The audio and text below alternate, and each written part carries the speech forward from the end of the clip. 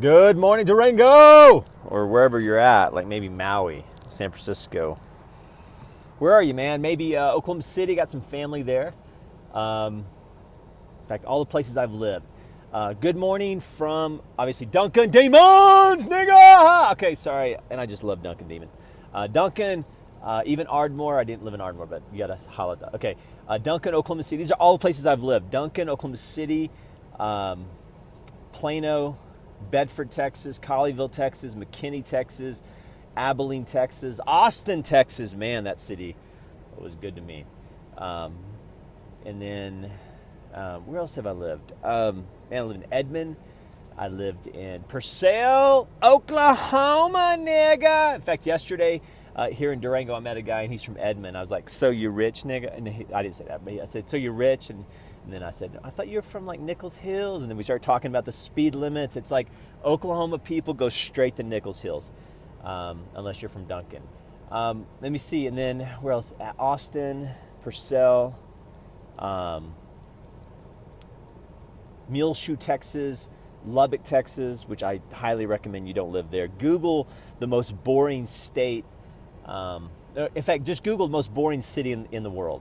In fact, just Google most boring city in America. Just Google that.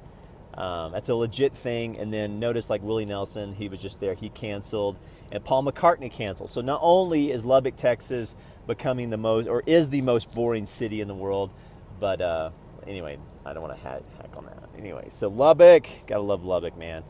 Interesting area, West Texas. Where else did I live? And then obviously Durango, and then I lived in La Jolla, San Francisco. These are just kind of road trip stuff.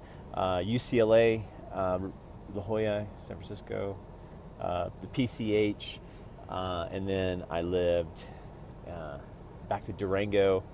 And those are all the places I've lived. And so, I mean, I've lived kind of all over. And I'm sure, did I ever go to the, no, that was kind of it. Okay, kind of just a good morning from Durango. Going to do kind of a little bit of a couple Bible thoughts and do a little bit of a Bible study here, because I like to start my day with just some sort of intention towards good. And for me, it's just kind of trying to move towards the light. And if in some way I could bring light to you or impact you in some good way. I mean, holy shit, what a privilege that could be, or is. You know, I mean, the fact that somebody on his fucking iPhone in fucking Durango can wake up with an intention that says, man, I want to bless people, and I want to make people laugh, or I want to make people think, or make people, maybe there's a quote or something. If I can impact, and bring value to you, then great.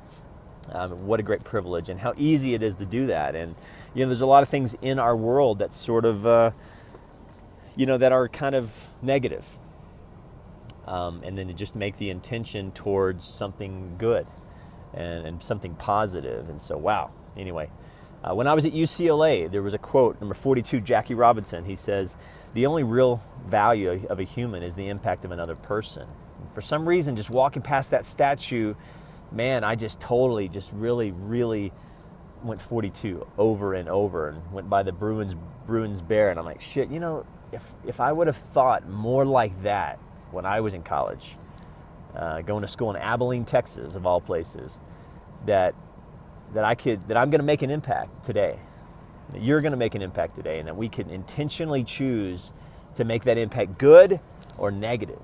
And that's all it is. And it doesn't mean to live in denial of pain. We all have problems. We all have situations that we want to change. But to sit there and go, okay, in this moment, in this place, even in this breath, I can bring light and love. And that's what I think really, succinctly, is the ministry of the Holy Spirit, is to bring the spirit of love. God is love. Jesus Christ is King, and the Holy Spirit, behold, Holy Spirit, and that triune thing that we get to participate in. And for me, I didn't grow up with the Holy Spirit, so I just had a lot of God, and it wasn't God as love. I mean, they spoke of a different God, and then so I had to later learn, and I had to learn that God is love, and if I start there, then Jesus Christ is King, and then behold, Holy Spirit. In fact, let me show you something. I'm going to go to Galatians, or maybe I may not even make it here. I want to keep these videos brief. I saw this prayer. I found this prayer, or perhaps this prayer found me. And I found it in La Jolla. I was doing a Corndog prayer. It's what I call a Corndog prayer in one of those beautiful churches there.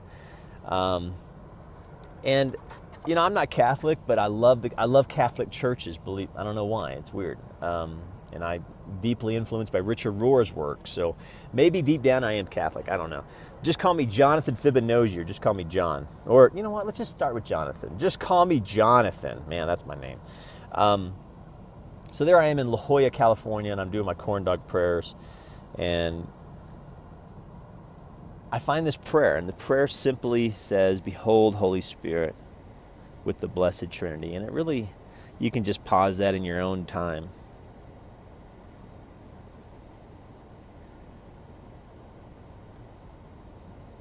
It says, "Behold, Holy Spirit." And I've just noticed for me, because I picked that prayer up in that La Jolla Catholic Church, that's becoming a prayer within itself, for me to just call upon the Holy Spirit. Behold, Holy Spirit. Or, maybe put your own flair with it. Behold, Holy Spirit of love. Or and then I think back to that, the picture, because, I kind of think in pictures, and I think a lot of men do. Men are very visual. And so I love photography, and the Holy Spirit brought me a picture of this lion, this what's a group of lions called? These lioness. Anyway, you can just see it on my go to Fibonacci, or you can find the video where it's talking about the buffalo hunter. It's talking about how, and if you lean on Brendan Manning's work like I do, he speaks of the Holy Spirit being a buffalo hunter, and then the Holy Spirit brought me a picture of this beautiful animal that was tarred itself or mudded itself, the mudded buffalo hunter. And the thing about that is that the intensity in which the buffalo hunter was looking at its prey. Man, what is the Holy Spirit focused on today? And I think, we could talk about God as love, we could talk about Jesus Christ as King, but then we can also maybe go to the Holy Spirit. Behold, Holy Spirit. And we could just simply say, what are you focused on today? And bring me into that perspective. And over and over and over, we go back to, Galatians 3, I think, should be just, for me at least, especially with my background.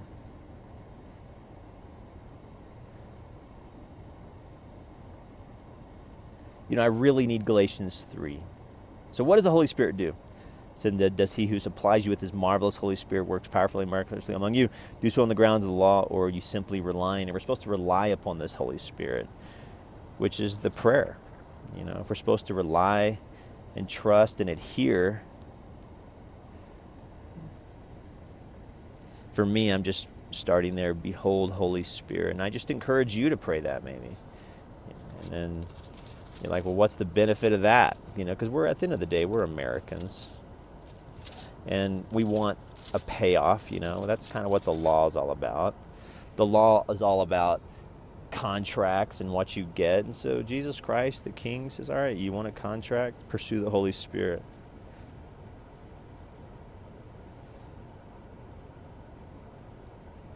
We get love and joy, and patience and kindness and goodness and faithfulness and gentleness and self-control and humility and meekness. And the fruits of the Holy Spirit. And again, I speak as a person who lived most of his life without the Holy Spirit, raised in a family that was antagonistic to the Spirit. There's one thing about being neutral to the Holy Spirit. It's one thing to be antagonistic. And maybe that's what it means when it talks about blasphemy. But I do believe in the ministry of the Holy Spirit as a central theme. And so for me, I'm just starting my day just more and more and more. Behold, Holy Spirit. And, just in my own, giving you kind of a real practical, real life example. I'm kind of preparing for this and preparing for my day, and I'm really just in prayer. I mean, let's just call a spade a spade. I'm just in prayer. And then I love boxing. I don't know if I was thinking about my granddad. I think I had a memory of my granddad, and I slowly just Googled like Mike Tyson entrances and fights, and there's nothing more electric than a Mike Tyson fight. And dude, if again, for me, that's a heart desire. Not that I want to be a boxer. Not that, I've never been in a fist fight in my life. I hit my brother once in the face. But I wasn't a fighter. Nobody ever talked about, Jonathan kicking his ass. Nobody ever really said that.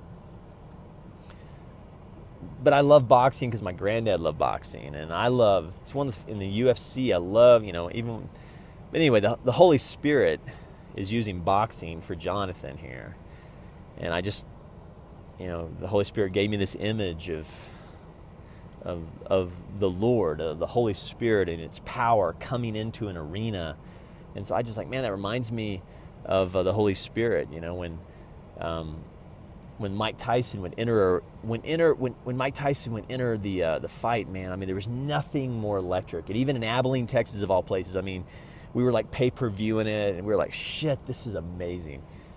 And again, the Spirit, we have to pursue the Spirit. Behold, Holy Spirit. With the blessed Trinity. And then you just fill in